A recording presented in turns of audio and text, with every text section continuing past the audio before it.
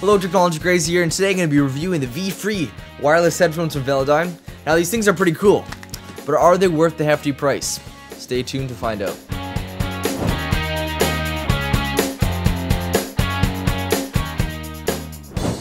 The vFree wireless headphones retail for a whopping $299, so they're definitely very expensive. But for what you pay for, you do get great sounding audio, which actually does compete with its wired competitors. The sleek, simple design is very eye-catching and easy to use, and the fact that it's actually Bluetooth is probably one of its biggest selling factors.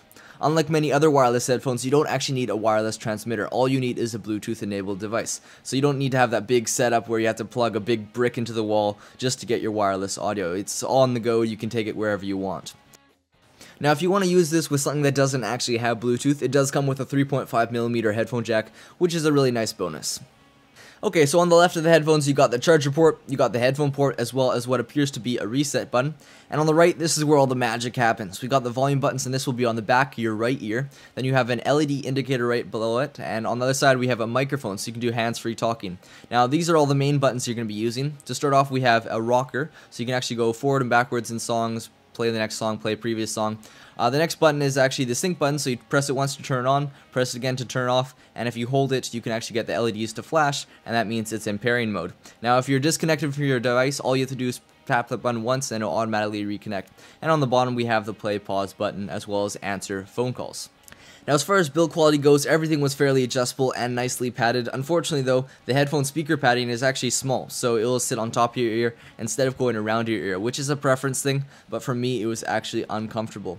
I also really didn't like their choice of materials. They chose to make it out of a hard plastic that feels cheap and attracts fingerprints, and it's not $300 plastic. I think that they made a big mistake in the actual built design of the headphones. It sounds awesome, but it doesn't feel awesome. One way to get around this is they actually do sell customized headphone clip covers, which are actually fairly cool, and I'm assuming aren't made out of cheap plastic. But again, I just wish they would have just made it better plastic. Now, as far as sound quality, they really do come through. Velodyne is known for making amazing bass subs, and the bass in these headphones is really well done. Now, the highs, mids, and lows are very full and clear, so for audio, I'd give it a 9 out of 10, but for built design, just because of that plastic issue, and the cheap kind of feeling, I would give it a 6 out of 10. Now, the design looks great, and I think they were going to do a great job, it's just they chose the wrong material, and for that, they're going to get a 6 out of 10. Okay, so let's have a look at the pros and cons. Now, some of the pros are it's tangle-free, that means no cords, because it's wireless, and I think that's pretty awesome. It has long-lasting batteries, so that means you won't have to charge it very often, maybe every few days, depending on how you use it. So if you charge it every night, you will be fine. It has a built-in microphone, so that means that you can do hands-free calling, which is an awesome, that's 3 awesomes, that's how awesome it is, feature. It also has no sound bleeding, because most over-the-ear headphones, if you put them on your ears and you play music, everyone around you can hear your music. Now with these, there's absolutely no sound bleeding unless you go to 100%, which they might be able to hear just a little bit. So that's also nice to see with these headphones. They also cancel out audio fairly well too, so you can't hear them, they can't hear you.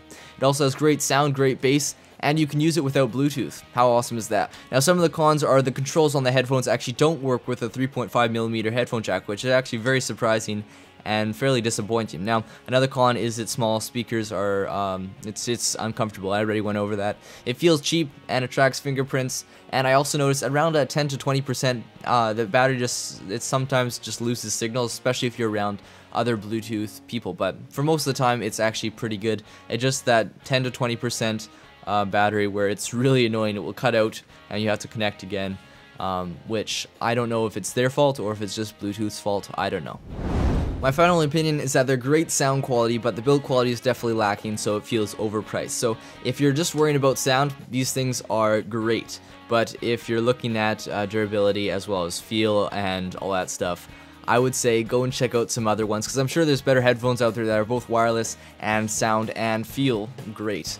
Anyways, I guess that's it. Don't forget to check out my 128GB USB giveaway that's going on right on my channel right now, and that's 128GB USB. It's pretty crazy. I'll annotate it on the screen right now, as well as put it in the description. Anyways, I guess that's all from Technology Crazy. Goodbye.